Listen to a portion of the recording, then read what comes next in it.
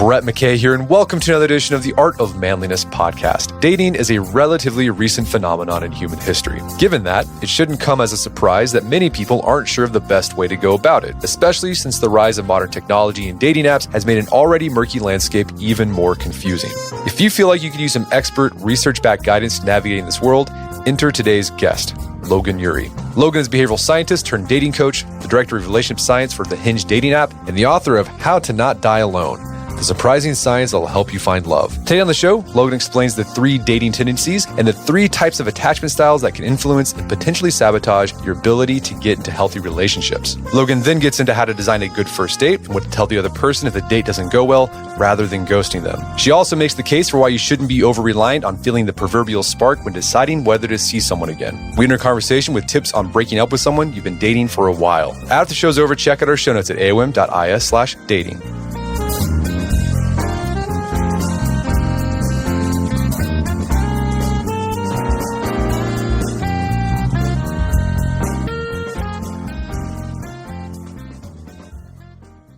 All right, Logan Ury, welcome to the show. Thank you so much for having me. So you got a book called How to Not Die Alone, the surprising science that will help you find love.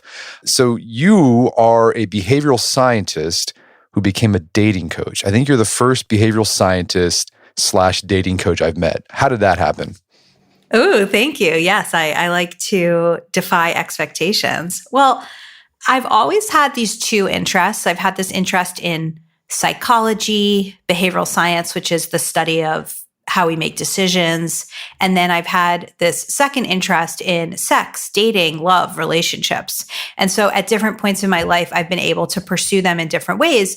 But I had the opportunity to take what I've done in the field of behavioral science and apply it to love and dating. And that's what I've been doing for the last, almost a decade, approaching a decade. And so it's basically like, why are people not getting into relationships? It's because they're making poor decisions along the way.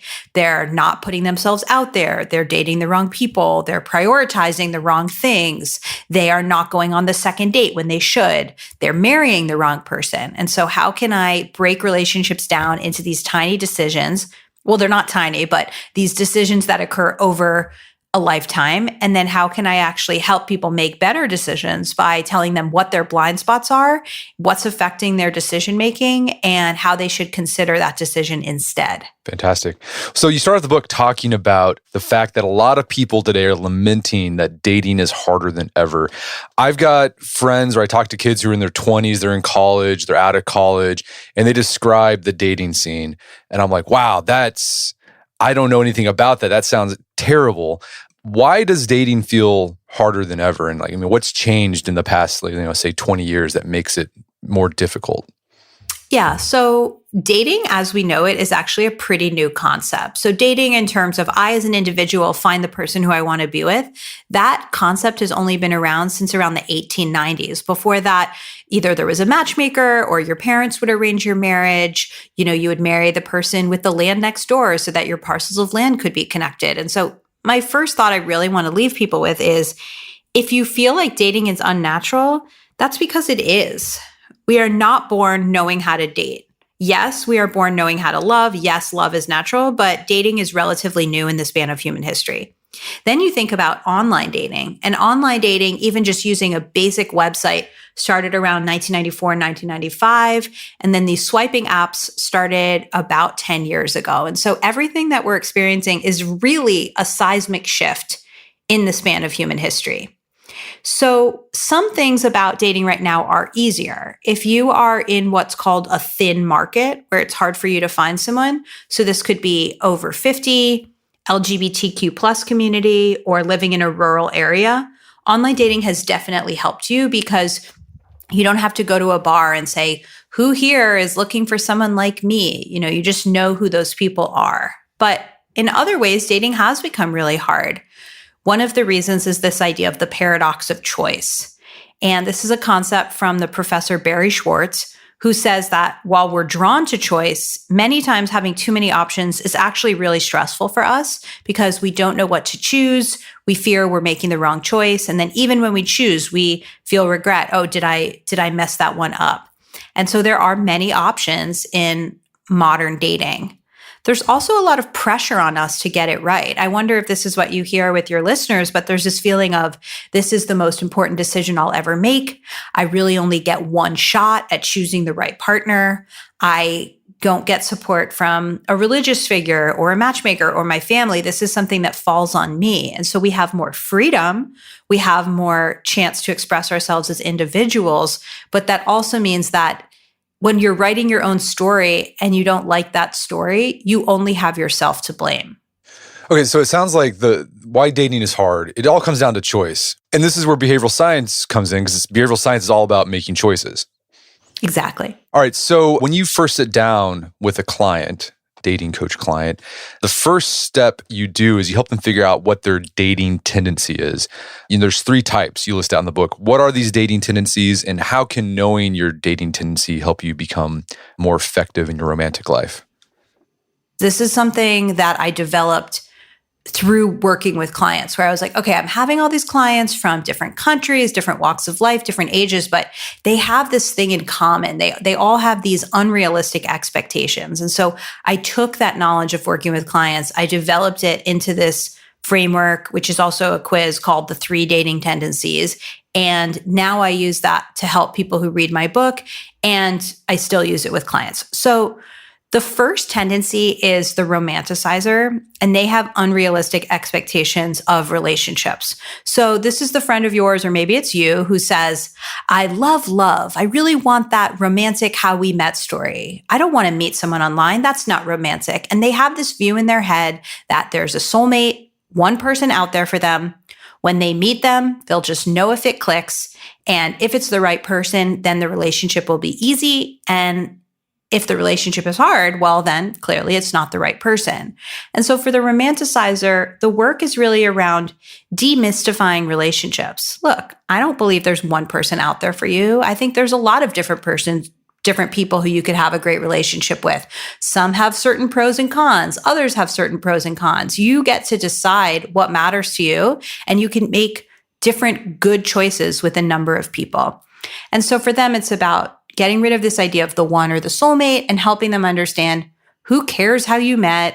That's not what makes a relationship romantic. What makes a relationship romantic is putting in the work, seeing results, growing with someone, building a family, designing the life you like, learning how to have hard conversations, continuing to have sex with a person, and hopefully the sex gets better. All of that is what's romantic. So the next one is the maximizer. And I have to say, this is many of the clients that I have, and I bet it's many of the people who listen to this show. So the maximizer is the person who has unrealistic expectations of their partner. And so they have this idea in their head that they can find the perfect person. They just have to keep looking. And so this person is obsessed with research. If they're going on a trip, they're going to read the Yelp reviews and the TripAdvisor reviews. If they're buying camping gear, they're going to go to Wirecutter and find the perfect ultralight tent that, can fit 1 person or 10 person, whatever it is. And so when they apply that concept to dating, they feel like, oh, I just haven't met the perfect person yet. I have to keep looking.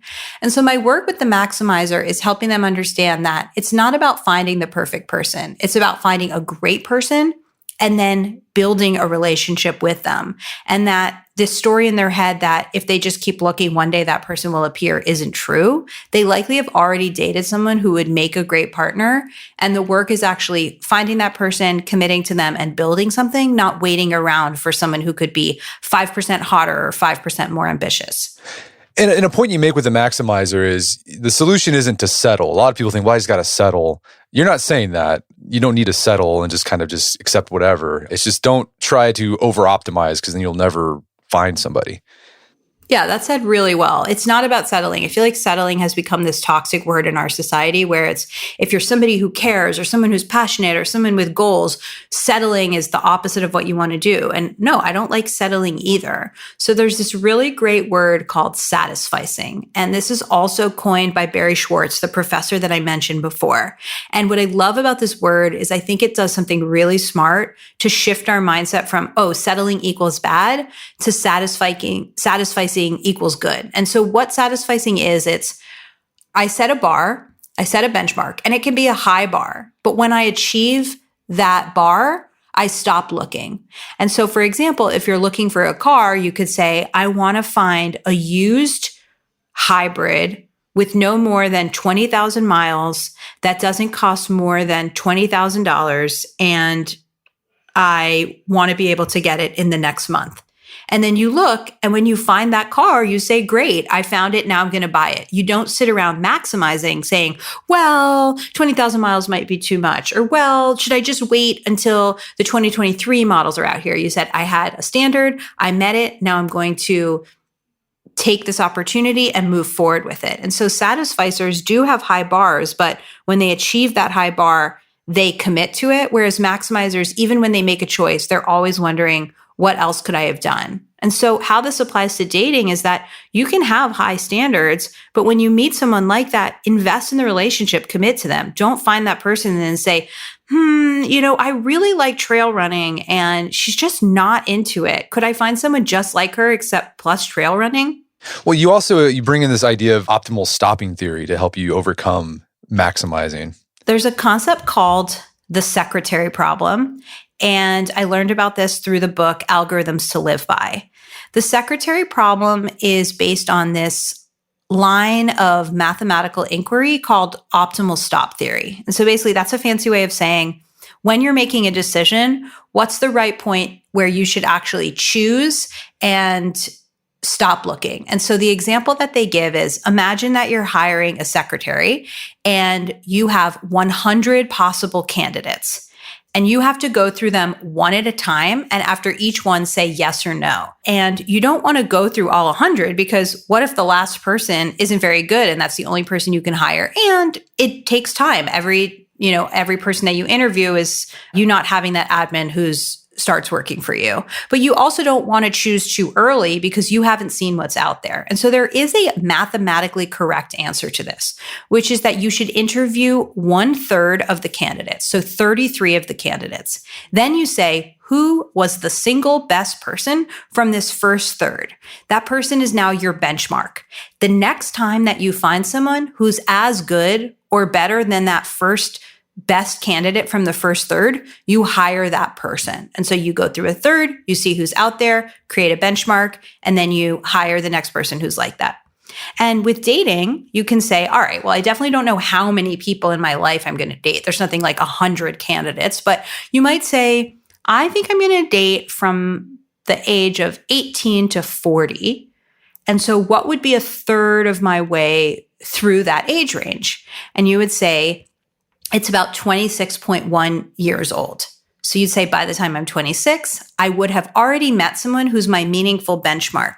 The next time I find someone who's as good or better than that person in terms of how much I like them, I will commit to that person. And so when people hear me say this, they get stressed because they say, I'm older than 26 and have I missed out? And should I go tell my ex-girlfriend that I love her? And it's not so literal. It's a concept that says you've likely already met someone great. And the next time you find someone great, invest in them. Don't keep looking because there are so many people that knock on my door at 43, 44, 45 who are like, I just kept looking and I thought the perfect person would appear. But turns out I did date a lot of great people. I just didn't commit to them. And now it's even harder to find someone. All right. So we talked about romanticizer, maximizer. What's the third one? Sure. The third one is a hesitator. And there are many hesitators right now during the pandemic. And hesitators are people who say, I'm just not ready to date. They have unrealistic expectations of themselves. They think, I'll be eligible to date. I'll be lovable when, I lose 10 pounds. I get a better job. I clean up my apartment. I finally move cities. And so they're always creating this excuse why they're just not dateable yet. When the truth is that no one's ever 100% ready for anything, including dating. And so for the hesitator, it's about the idea of stop waiting and start dating. Set a deadline for when you're going to start dating, maybe 3 weeks from now, and hold yourself accountable to it or get a friend to do that. Take some pictures for your online dating profile, get some feedback. Think of some good first date questions, some first date activities, and just get out there. And there's really two reasons why it's so critical to start this. One is the only way to get better at dating is by dating. And two, the only way to figure out who you want to be with, what kind of person makes you happiest long-term, is by actually dating different people and seeing what side of you they bring out. And you can also see hesitators within a relationship. There's like couples who've been dating for years and they've been talking about marriage, but then it's like, well, we got to wait until, we both have jobs and we can have a house.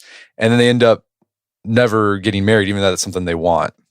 Yeah, I hadn't thought about it that way, but I think the concept of a hesitator can really apply in many places. I've done some interviews with entrepreneurs where I apply the 3 dating tendencies to business. And the hesitator is the person who says, well, I want to start a clean energy startup, but first I have to get a master's degree in energy. Then I have to interview 100 people who work in this space. Then I have to network with this. And it's like, instead of just starting and learning by going and being willing to make mistakes, they create this perfect future scenario in which they'll be ready. And it's much better to be the person who's in the arena, practicing, making mistakes and learning than the person who's always creating an excuse about why doing something in the future will be better. So those are the 3 dating tendencies. Another thing you do with your clients is you try to help them figure out their attachment style. And this is from the world of psychology or social psychology.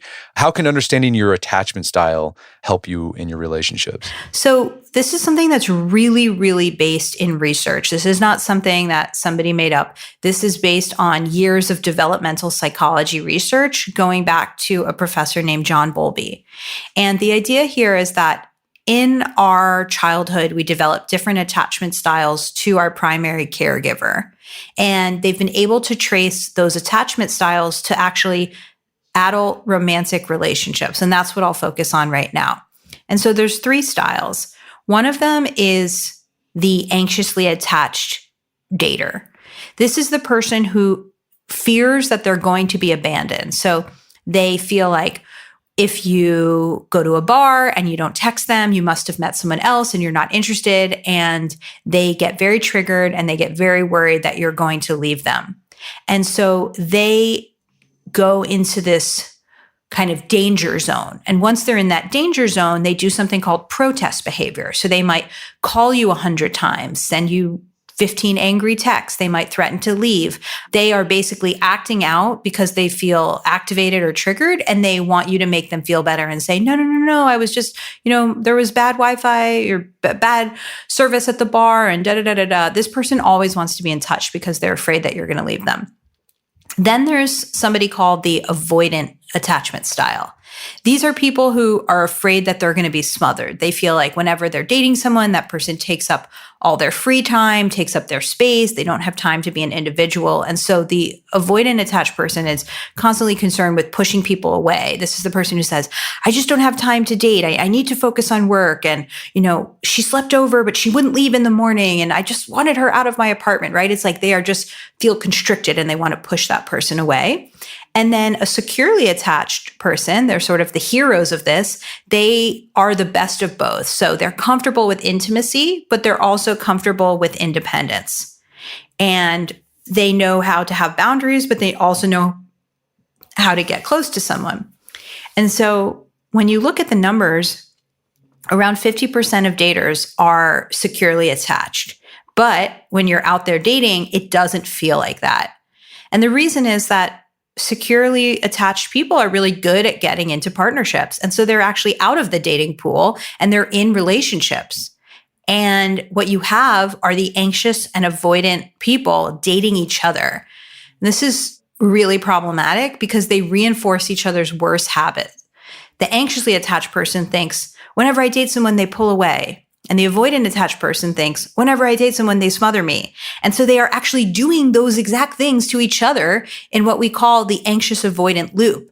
And often the work that I do with people is help them understand, oh, you are anxiously attached. You are obsessed with the chase. You get angry when someone's not in touch and you worry that they're going to abandon you. Once you decide you like someone, you put them on a pedestal and you think that they're perfect and you avoid red flags. And by helping them understand these habits, they can stop dating avoidant people. They can start looking for a securely attached partner, and they can work on their own triggers so that next time something like this happens, they can actually help themselves before they go into that danger zone and start with all that protest behavior. Gotcha. So yeah, it's good to know your attachment style because then you can figure out if do I need to go to therapy to help me like be less neurotic about people I'm connected with or to be less avoidant. That can go a long way.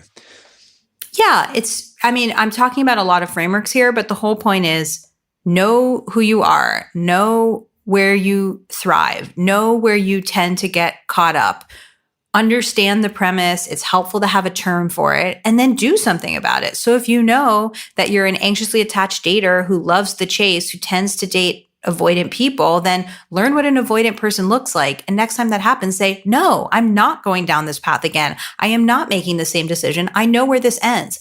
I am going to make a different choice, which is hanging up that relationship and pursuing somebody who's more securely attached. Okay, so one of the problems that people have when they're dating is that they think they know what they want in a partner. And I think this applies to other domains too. Like oftentimes we think we know what we want in a job or even a car or a house.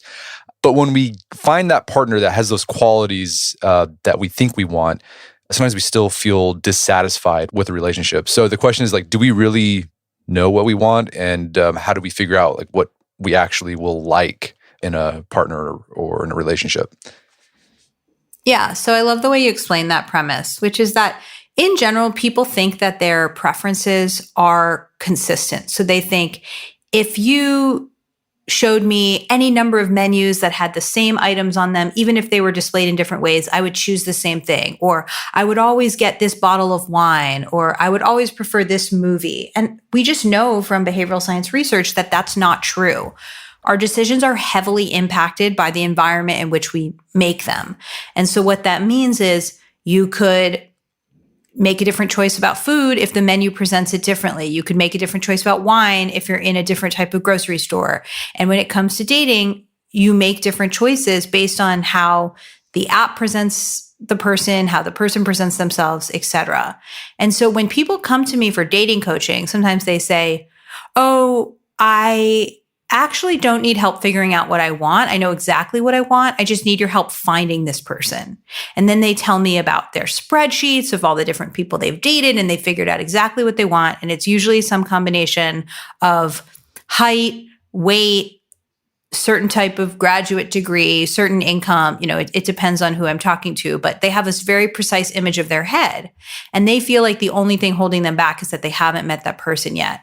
And so I really like to switch things up and say, it's possible that the kind of person who's going to make you happiest long-term is not like this person. And you could meet someone exactly like this and it wouldn't work out because they could bring out a sad side of you. They could not be that supportive. They could make you feel self-conscious because they're so accomplished. You have this image in your head of who you should be with, but it doesn't mean that that's actually who will make you happy long-term. And so I try to encourage people to really be more open-minded and date like a scientist. And that means dating different types of people, seeing what side of you that person brings out, and actually be willing to embrace a different type of person. No, you make the point that I like how you describe it. It's like you want to look for a life partner, not a prom date.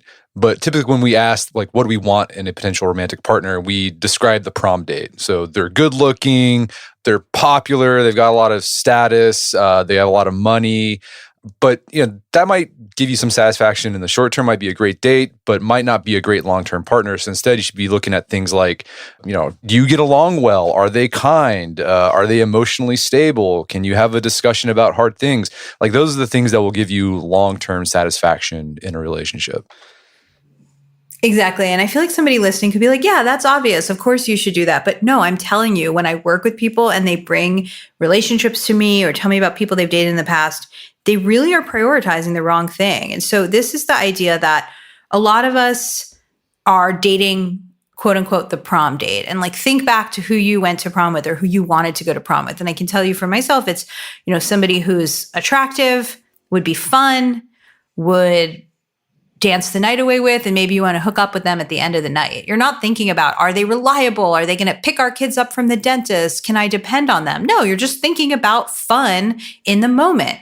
And it's fine to go to the prom with someone like that. But when you're 35 years old and you're dating, you need to move past the prom date and you need to move to what I call the life partner. And this is someone who's going to be reliable, who's you can make hard decisions with, who you trust, who you can take turns having issues and the other person is going to take care of you. And so if you are listening to this and you're still dating the prom date, it's time to make a conscious shift towards finding a long-term partner and not just a person who you want to dance the night away with. We're going to take a quick break for a word from our sponsors. And now back to the show. And along the lines of this idea that you think you know what you want in a romantic partner in the abstract versus who you actually pick and end up with, you highlight research in your book from Paul Eastwick, and we've had him on the podcast before. And he did this study with students where on the first day of class, they all gave each other ratings as to attractiveness. And those scores are really consistent. I mean, pretty much everyone said the same people were the most attractive or the least attractive. But then he redid the survey at the end of the semester, and people's scores had changed, and it really varied. It was all over the place. So someone who thought one person was not attractive at the beginning of the semester, now they found them more attractive. And then someone they thought that was attractive at the beginning of the semester, now they found them less attractive. So it's like their classmates' attractiveness had risen and fallen as they had gotten to know them more throughout the semester. Yeah, I'm so glad you brought up that research. And one way that I would explain it is one of my favorite ways to spend time, pre-pandemic, et cetera, is going to these retreat weekends. So one of my friends organizes 50 people. You stay in this amazing house in Lake Tahoe. You cook meals together. You eat together. You have presentations. It's kind of an unconference. And if you lined up all 50 people the first day of the conference and you had to rank them in order of attractiveness, people would probably have similar answers. We all would say, this type of person's more attractive than that. Luckily, we don't do anything like this, but theoretically. Yeah. By the end of the weekend, if I said to you, who did you find the most attractive or who did you like the most? The answers would differ because it would be based on, did we cook a meal together and talk about how actually both of our fathers passed away and we have that in common? Or did you lead a hike with that person and did you admire them? And so, yes, there's generally agreement on attractiveness, but that's just based on first impressions of physical attractiveness. As you get to know people over time, different people stand out to you. And so the idea there is it's not consistent and it's super impacted by the experience of being around a person. And so this is a good thing to keep in mind. There's a concept called relationshipping, which is the process of dating and getting into a relationship. Unfortunately, many of us are now doing what's called relation shopping, which is shopping for someone as if they were a Bluetooth headset that you're getting on Amazon. But the truth is that humans are not searchable goods. They are not items that you can put into the specs and say, well, this Bluetooth speaker is a little lighter, but this one's a little cheaper, but this one has higher volume. No, humans are what's called experiential goods. You have to be around us to see what it's really like. And experiential goods are things like movies or wine, where one person could love it and the other person could hate it. So if you actually think about, people are different, they have to be experienced to be understood. And I can't just look at one image of them and decide if I like them or not. I actually have to spend time with them and see what side of me they bring out. And this is what the problem of dating apps, because whenever you download a dating app, the first thing you're asked, what are your preferences and potential matches? And it's typically focused on those really superficial things: height, weight, attractiveness, college degree, job, etc. And so as soon as you set those preferences, you are immediately just eliminating potentially thousands or tens of thousands of what could have been great romantic matches. Yeah, so I work at Hinge. My title is the Director of Relationship Science, and I am constantly doing research into dating trends, understanding what works, what doesn't, giving tips about dating to the press and to users. And it's so interesting that I get to do this work because, with my dating coaching clients, let's say I've worked with hundreds of people. Now at Hinge, I'm getting to look at millions of people's dating habits and really seeing what the trends are. And so one of the things that I push is expanding your filters. And so that might mean if you have really strict age filters, maybe you don't want to turn it off and have any age, but could you make the maximum a little higher and the minimum a little bit lower? If your geography is set for 1 mile or 5 miles, could you make it a little broader? And it's sort of metaphorical, but it's also literal. It's, can you be more open-minded? And can you also open up the gates a little bit so that more people will show up on your app? And then how can people use the apps more effectively? So first off, broaden your filters a little more, but how can you make sure you're not just eternally swiping? So my first tip is just to really invest in your profile. I know that sounds obvious, but you'd be surprised. People create a dating app profile and they're like, okay, I'm going to do it. I'm finally doing the apps. And they just rush through the profile. And they might just use the last 6 photos on their phone, even though they're not very good.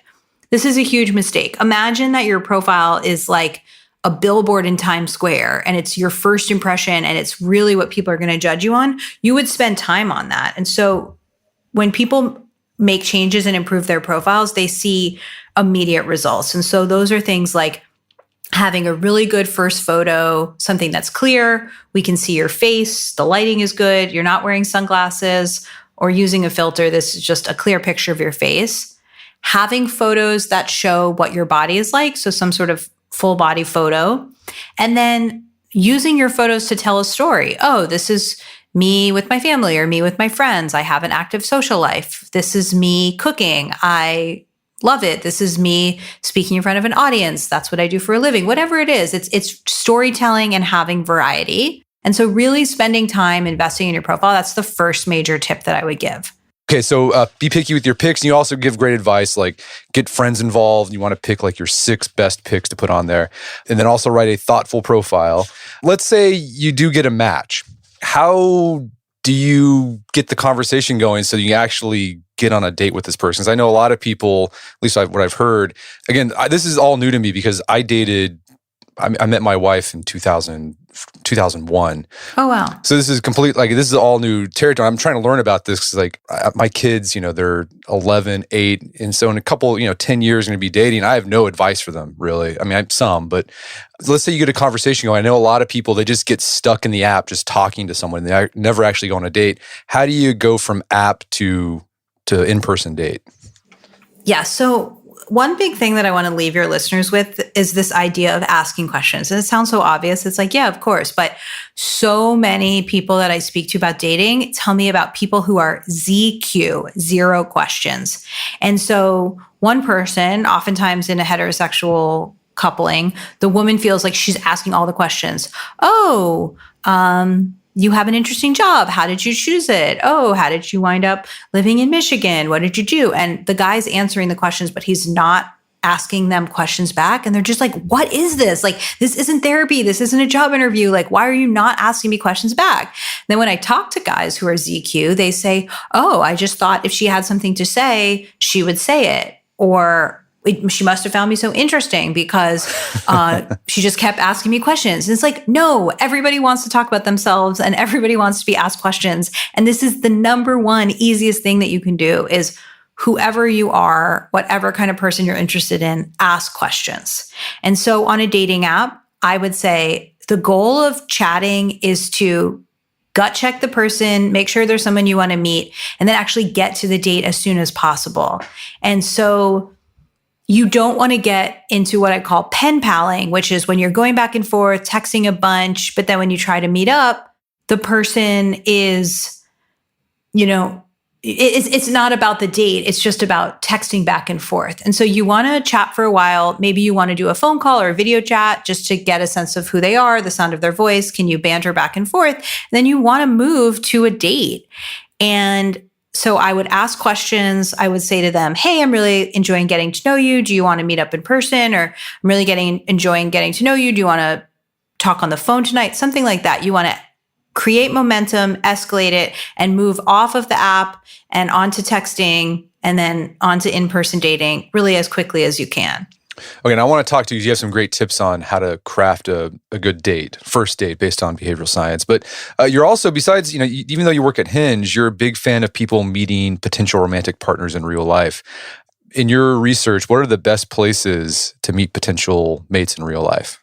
Yeah, I think the best combination is for people to be on an app and also be looking for people out and about. There's no reason why doing one of those doesn't mean that you can't do the other. So One of the ideas in my book is called the events decision matrix. And this is basically a way of saying, what events should you go to and how do you prioritize them? How do you figure out what's a good use of your time? And so you basically think about any potential events and you plot them on 2 dimensions. So one dimension is how much would you enjoy this event? And the other one is how likely are you to interact with someone at this event?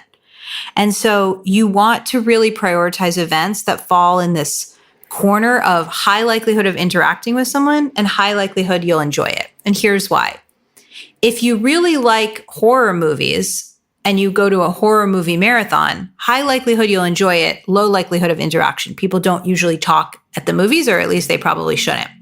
If you think about a workshop of learning how to bake, but you don't like baking, low likelihood of enjoying it, but high likelihood of interaction. People usually talk at workshops. And so you really want to find one that you'll enjoy, because even if you don't meet someone, it won't feel like a waste. And interaction, because that's what these events are for. You either are meeting someone and talking to them or you're not. And so that's my first big tip, is meeting people at events strategically. The next ones are getting people to set you up by asking them explicitly, making it easy for them, and maybe even offering an incentive. Like if they introduce you to someone and you go on a few dates with them, you're going to take them out for dinner, whatever it is. And other ones are looking around your friend group. Is there someone that you're friends with who actually could be a great partner? How can you broach that topic? Just meeting people when you're out and about, meeting people at an airport, in a coffee shop, really just thinking about the world as having a lot of opportunities to interact, and not just saying, oh, dating is something that only happens on my phone. No, I think that's a good point, because I when I talk to a lot of young people, it seems like they only do dating on the phone. And I'm like, man, you're in college, you're like in a class, like there's got to be people in there that you could talk to that, that could be a potential date. Why aren't you I can't believe I would never do that. It's like, oh no, you should do that. It would just broaden your choices, or broaden your potential romantic partners. Yeah, totally. I mean, I like to read a lot of the dating subreddits, and I saw one this weekend that was talking about this guy went to a meetup and it was a bonfire and he met all these people and he was like, it was amazing. Like I could tell right away if someone was interested in me, if I liked their smile, if I liked the sound of their voice. I ended up making out with this girl at the end of the night. And like this person was talking as if he'd never been to an event in person where you could potentially meet someone. And people in the comments were like, where is this event? How do I do more meetups? Like it was seen as so revelatory. And it's like, no, meeting in person is a great strategy, because it's basically solving a lot of problems that you have to solve more slowly on the app, which is, do we have good chemistry? Do we feel attracted to each other? Can we make conversation? It's almost like that meeting is like the first date, or the half of a first date. And so I think strategically people should be doing a combination of everything. You should be on a dating app because it helps you meet more people. It helps you get practice. You could meet someone great there. You should also be looking around you and seeing, who am I in the same room with, and how can I find a way to talk to them? Okay, so let's say you meet someone, there's a spark, there's chemistry, you want to ask them on a date, like any tips on your experience as a coach and also from behavioral science to like craft a really good first date?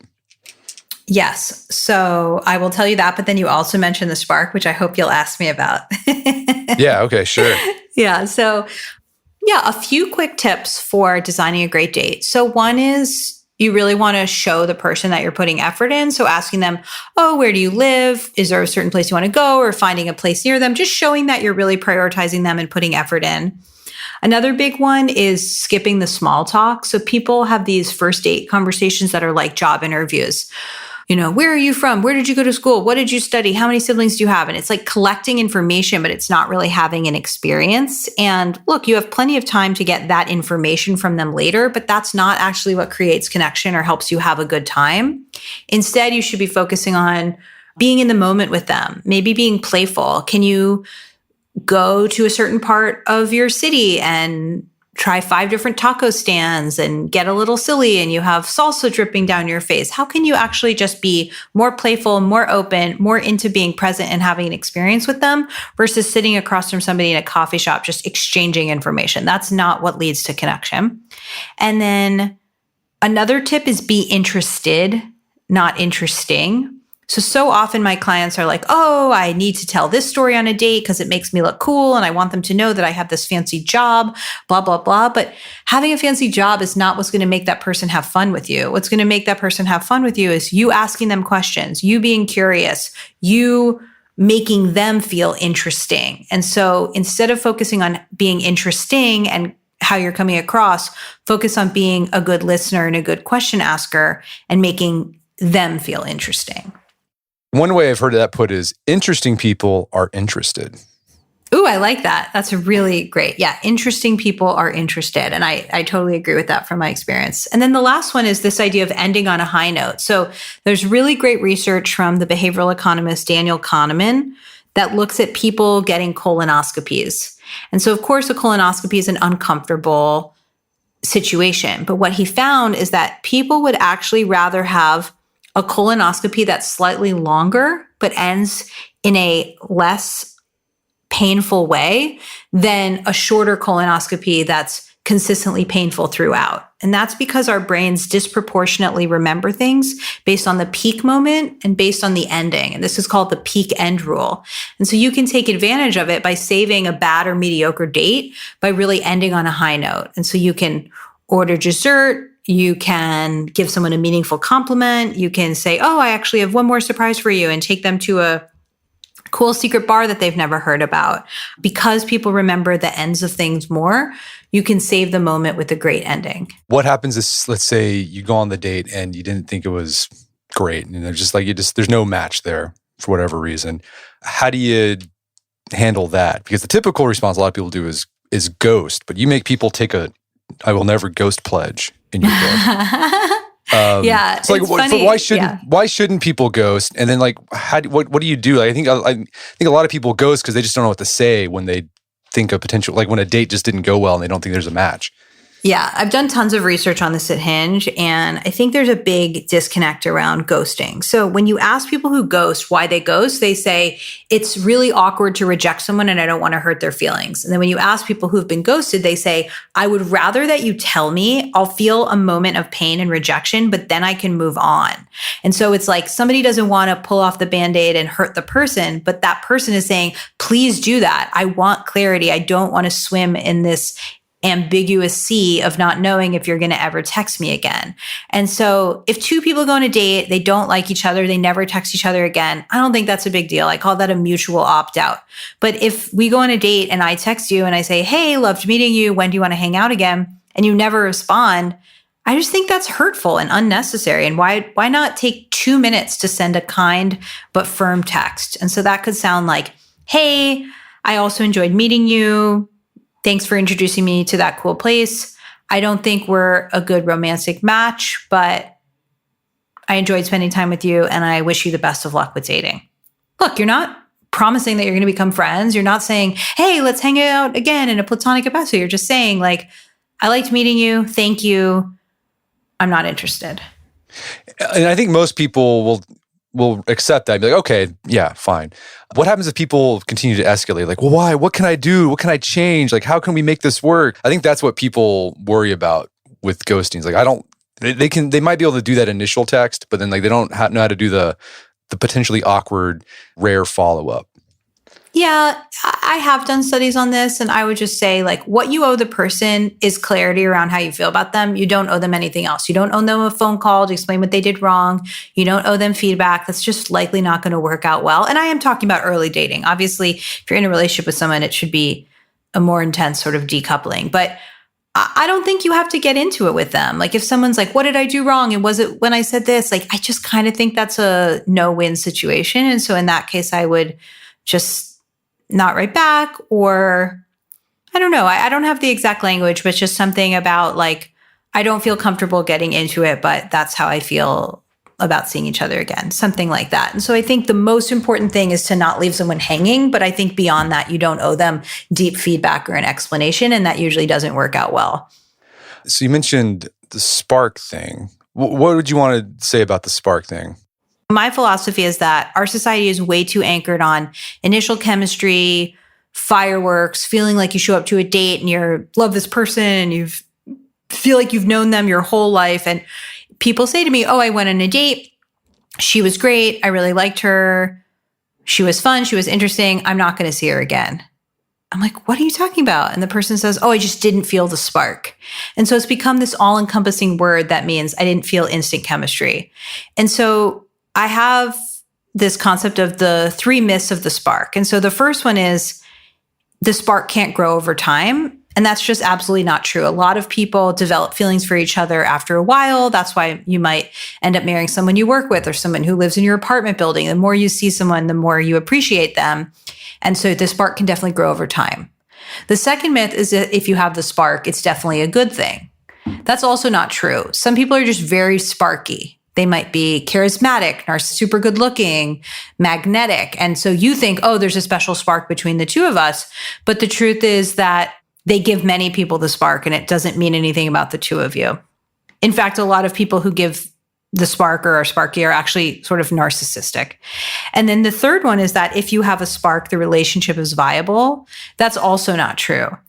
Many couples that are now divorced or unhappily married once had the spark. And so it's enough to maybe get into a relationship, but it's not enough to keep the relationship going.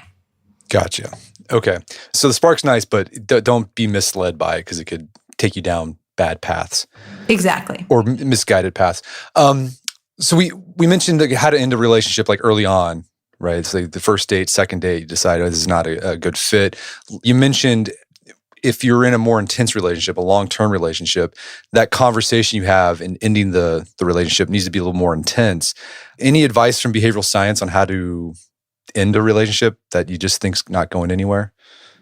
Yeah, it's been a very unexpected and surprising part of my job over the last few years to do what I call breakup consulting, which is just people come to me and they say, I have this huge decision to make. Something doesn't feel right. Should I stay with this person or not? And it's a huge responsibility. It's advising someone on a big decision, and it's not just them. It's also the person that they're with, and I have an impact on that. And so I have a series of questions that I ask them. We have this thing, are you a hitcher or a ditcher? A hitcher tends to stay in relationships too long. A ditcher tends to stay in relationships too short. I ask people, if your partner were a piece of clothing in your closet, what would they be? And that helps me gauge, do you admire this person? Do you like being around them? Or are you actually sort of sick of them and taking them for granted?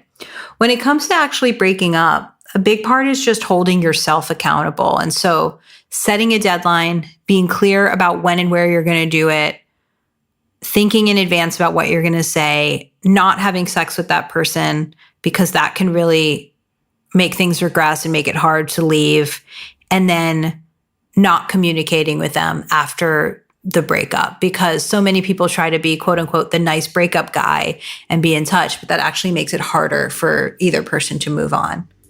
So you give kind of like a script. It's sort of like the ghosting script, but you can continue to have that conversation when people ask, like, what's going on? Like, what happened? Is there anything you owe that person like some explanation or some conversation, but the same thing, you got to be loving but firm with the breakup.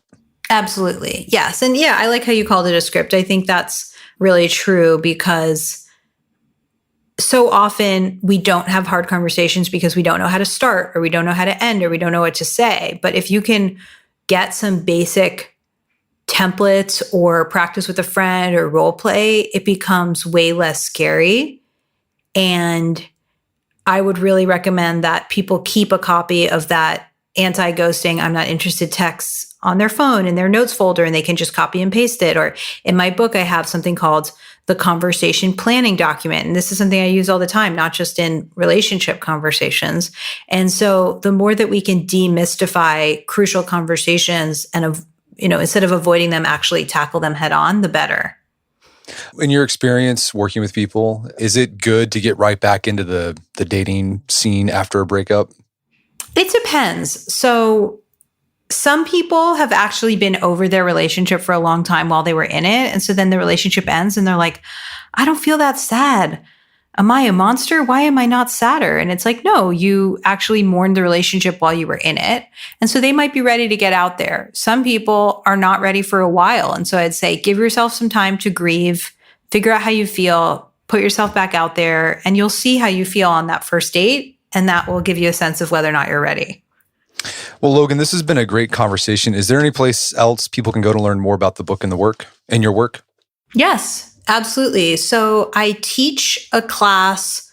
It's a 6-week interactive workshop called Date Smarter, and people can find out about that on my website. I also send out a weekly newsletter with research and tips on dating, and people can find that on my website. And people can follow me on Instagram and Twitter at Logan Yuri. Fantastic. Well, Logan Yuri, thanks for your time. It's been a pleasure. Thank you so much. My guest today was Logan Yuri. She's the author of the book, How Not to Die Alone. It's available on Amazon.com and bookstores everywhere. Make sure to check out our website, loganyuri.com, where you can learn more information about her work. Also, check out our show notes at aom.is/dating, where you can find links to resources where you delve deeper into this topic.